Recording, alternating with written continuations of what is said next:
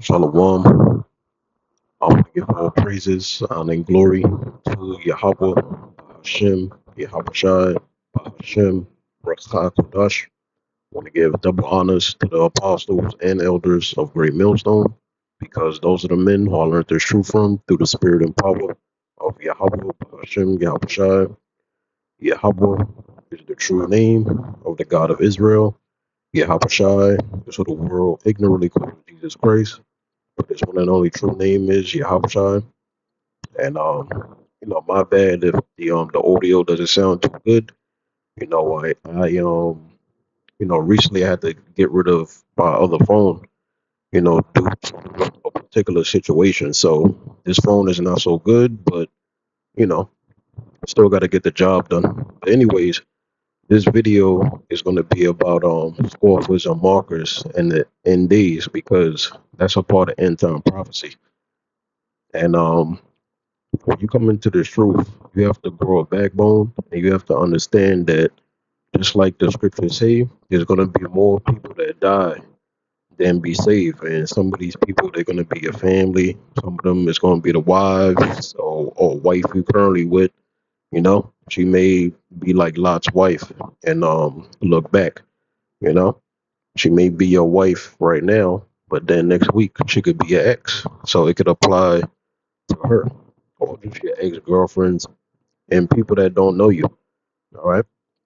So you got to understand this truth is about the elect of the nation of Israel receiving this gospel, and they have been predestinated through the blood and sacrifice of Yahweh through the will of Yahweh to receive salvation and have the privilege of being a part of that first resurrection, that first dominion, which is being the top rulers in the kingdom of heaven.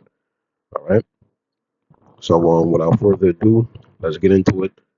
This is Second Peter chapter 3, and let's see, Second Peter 3 and 3, and this is dealing with the coming day of the Lord, in which we in that time period, based off of the current events that's going on. You can link it up with end time biblical prophecy. So Second Peter 3 and 3, this is what Peter is saying. Knowing this first, that there shall come in the last days. Now we understand the last days began when Yahweh was on the planet Earth 2,000 plus years ago in the flesh. But now we're living in the last days, because remember, the ancient Roman Empire, it was destroyed, but it came back in the form of America and the EU. And worldwide, it's under this beast system, in which the so-called white man, he's that beast. He's that lawless man. He's that man of sin. All right. So it says, so we in the last days. We're in the last days of the Edomites, the so-called white man, their Ceylon ruling. How do we know that they're in rulership? Well, all countries is under a centralized banking system. You have to buy and sell according to how they want you to buy and sell. No matter what face is on the money, no matter what language you speak, your phenotype, your genetic makeup, none of that matters. There's one nation that's in rulership according to the scriptures, and that's the Edomites. So it says, shall come in the last days scoffers. Now let's go into this word scoffers, right? So this is the word for scoffers. Strong's G 1703, Impictes. Impictes. Let's go down here. A marker is scoffer. And you hear this from time to time. You may be with a chick that, you know, your desire is not to tell every chick that you're with that you in the truth, you a Hebrew Israelite. But then you're gonna have particular chicks that they know a lot about you. Y'all living together, you got together for years, so eventually it just comes out. And a lot of these women, I'll say from my experience, because I can only really speak from my experience, these women, they get jealous because they want all of your time and attention and focus, you know? Oh, you always doing videos, you can't really have like a livelihood. The truth is holding you back.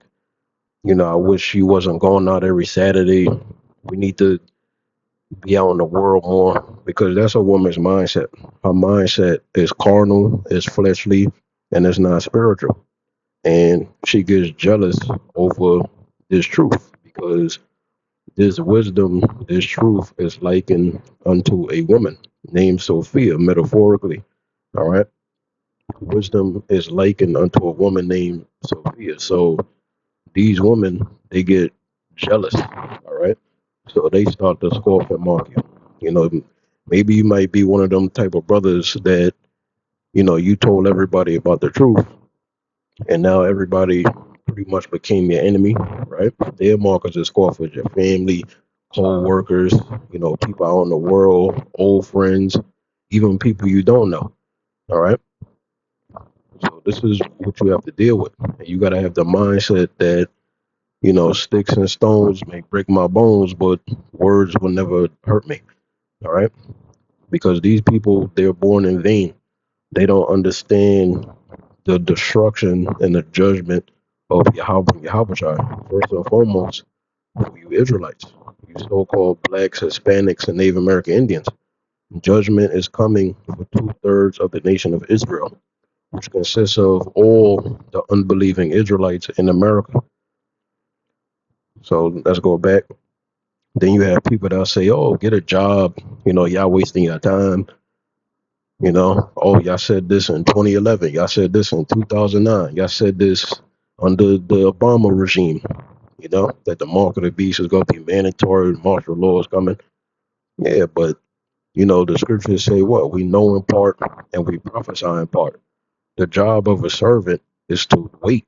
When you come into the truth, you have to wait for these prophecies that come to pass, and you got to look and hasten for the return of Yahweh. So, as the years go on, these people, they start to scoff and mock us. Not to mention, you got people that used to be in the camp that become enemies. They lose their faith, and now they start to mock us. Oh, Yahweh's prophets. They start calling the apostle to hard by his government name. The apostles by their government name. They start becoming talebearers. So you're gonna have that. This is what the prophets had to deal with. They was very stressed out by their people. It says walking after their own lust and saying, "Where is the promise of his coming? For since the fathers fell asleep, all things continue as they were from the beginning of creation. For this they willingly are ignorant of, that by the word of the Most High, or by the word of Yahweh, or God of the heavens, were of old, and the earth standing out of the water and in the water."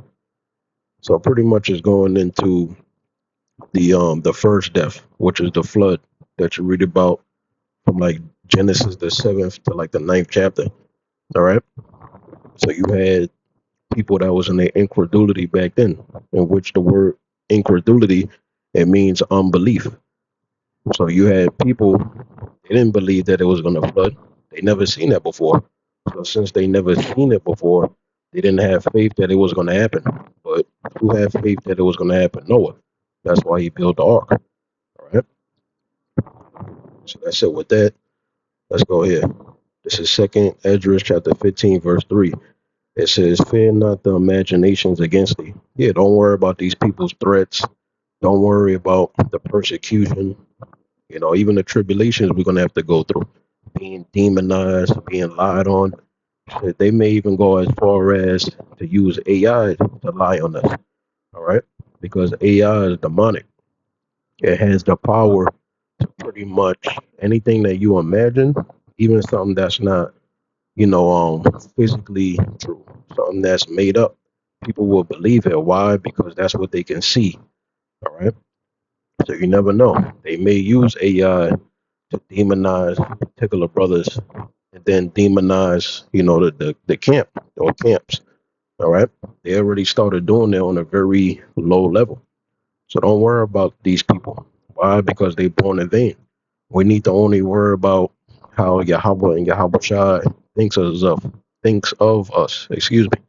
All right.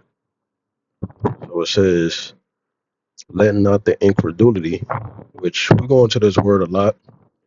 The word incredulity, when you actually search it up, it says the state of being unwilling, our people's unwilling or unable to believe something. So these people are unable to believe that America is Babylon the Great, that the Gentiles in the New Testament that could be saved are Israelite foreigners from previous captivities, mainly of the Greek Hellenization period that put them in that pagan mindset. That's why they was known as Gentiles and pretty much were treated as Gentiles.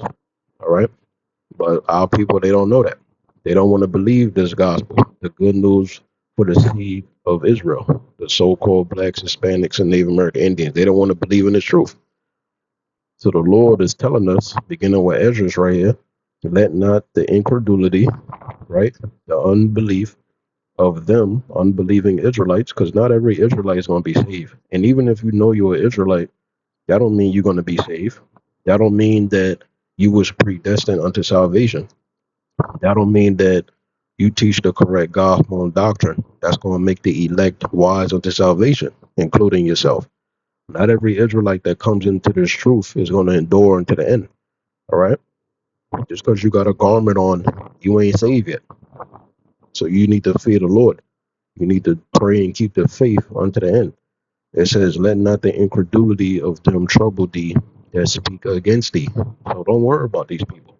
They want to call us bums. They want to say our garments look like dresses. You know, they want to talk shit about us. Oh, y'all read it from a white man book. You know, the same played out, boring, arguments. We sick of dealing with shit like that. It's the same shit every year. People got a problem with Deuteronomy 22nd chapter, how we break it down. It's just an ancient manner and customs of the ancient world. These people are in a Gentile, pagan, westernized mindset. You can't deal with shit like that. The Lord ain't dealing with stuff like that. So don't worry about these people because they're going to end up being destroyed. They're going to be a part of that lake of fire.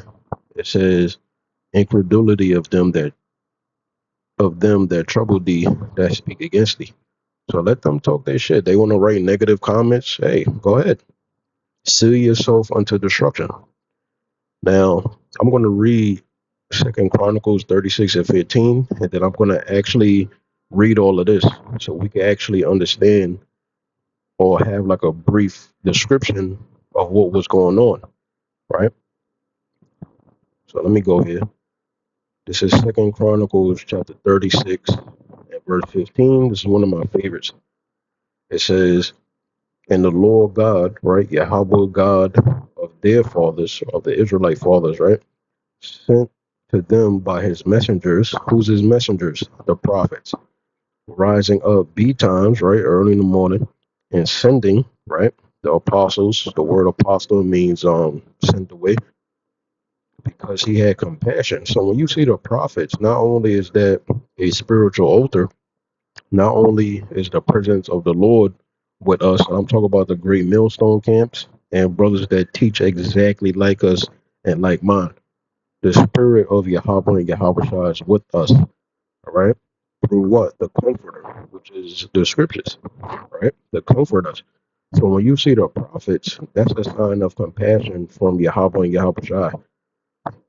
It says, on his people. Who's the Lord's people? The seed of the promise, the seed line of the so-called blacks, Hispanics, and Native American Indians. And you got to say it like that because you got Edomites that's darker than me. And my Hebrew name is Kodar. I'm dark skinned. All right. But you got Edomites that look shit. They look more like a Jake than me. Nose bigger, probably taller, probably darker. Hair probably more coarse, right? So you need to understand the Lord is dealing with a seed on the planet Earth, the seed line of Israel, which today they're being called the so-called Negroes, Hispanics, and Native American Indians. All right, we are the seed of the promise. So it says, and we're the seed that He made the covenant with. We're His people. He gave His laws, statutes, and commandments unto us. It says, and on His dwelling place, right? But they, right, the Israelites, wicked Israelites, mock the messengers of the Most High, and even guys that know that the Israelites, they mocking the messengers of the Most High. Oh, them GMS guys, faith based Israelites, the bum camp, this and that. It says, and despise his words and misuse his prophets. That's what they do. They slander us, they bear false witness, right? They threaten us. It says, until the wrath of the Lord arose against his people, till there was no remedy. And see, what you notice is, with every captivity we was in, there's a reason why that happened. Because of the unbelief, because of the wickedness, the iniquity of the children of Israel. So when you actually read Second Chronicles 36 chapter, right? Let's read a little secular history. It says, overview. It says Second Chronicles chapter 36 in the KJV describes the final decline of the kingdom of Judah. Because remember, when we read First Kings the 11th chapter, when King Solomon got old, meaning up in age, his mind got weaker, and his mindset was to serve his heathen wives, his concubines, and he started keeping those pagan practices of the heathen. All right, so the kingdom was split. It wasn't just 12 tribes of Israel. You had the kingdom of Judah, which is Judah, Benjamin, and Levi, and which Levi really they were scattered amongst all the tribes because they didn't have an inheritance, right? Because back during that time, you had a Levitical priesthood. You know, they was in charge of, you know, making offerings and sacrifices unto the Lord for the children of Israel. All right. But the kingdom of Judah, Judah, Benjamin, Levi, and then the northern kingdom, also known as the kingdom of Israel, is the so-called Hispanics and Native American Indian tribes. All right. They're known as the northern kingdom, in which the head of the northern kingdom is the tribe of Ephraim, which is the so-called Puerto Ricans, you know, also known as, Arawak Indians, Yucatan Indians, Taino, right? And then the kingdom of Judah, obviously, I mean, the name speaks for itself. Judah is the top tribe overall. That's the tribe that the kings come out of, right? Continuing on, it says, leading up to the destruction of Jerusalem and the Babylonian captivity, followed by the proclamation of Cyrus that ultimately allowed the Israelites to return and rebuild. It says, here is a summary of the chapter's key points. So, it's a lot to read. You could pause the screen, check it out yourself. I ain't trying to drag this out, too long. All right. But when you read Second Chronicles, chapter 36, verses 15 and 16, the reason why I'm saying all that is because of all this right here. All right. Speeding this up, Romans 11 and 7, the Strong's on. It says, what then? Israel have not obtained that which he seeketh for. And what are people looking for? The truth, right? But along the path of the truth, there's stumbling blocks. It says, but the election, let's go into this word election, right? The Greek word is eglonge, right? It's the Greek word, the act of picking out, choosing, which goes back to what? Predestination, which is one of my favorite to the point direct topics, right? Of the act of the Most High free will by which, before the foundation of the world, right, he decreed his blessings to certain persons. And who's that for? First and foremost, Yahweh, his only begotten son, and then the elect of the nation of Israel. That always was with Yahweh from the beginning. The decree made from choice by which he determined to bless certain persons, right? The elect of the nation of Israel through Hamashiach Yahweh by grace alone. All right. So technically the elect is under grace to where the Most High, he doesn't hold us to that old covenant standard. Why? Because we've been sanctified before the foundation of the world, before we even came on the earth. All right, to be sanctified through the blood and sacrifice of Yahweh. So the Most High, he doesn't hold us to that old covenant standard that we can't keep in this sinful flesh, because that's impossible. All right. It says a thing or person chosen, of persons Yahweh's elect. All right. So the truth is only meant for the elect. No matter what the elect is scared of that, they're gonna obtain and receive this truth. All right. So hold on, let me pause this loud ass TV. All right. Sorry about that. Continuing on. It says have obtained it and the rest were blinded. So they're blinded.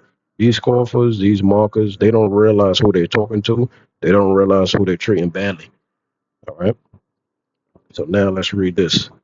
This is Ephesians chapter 1, verse 4, dealing with that topic of predestination. It says, according as he hath chosen us in him before the foundation of the world, that we, the elect of the nation of Israel, should be holy and without blame before him in love. Right? So the people that scoffing and mocking as false prophets, they want to sell out, be hirelings, be under the 501c3 charter. The Most High predestinated them to be like that. That's their lot. All right. So it says, having predestinated us. Let's go into this word predestinated.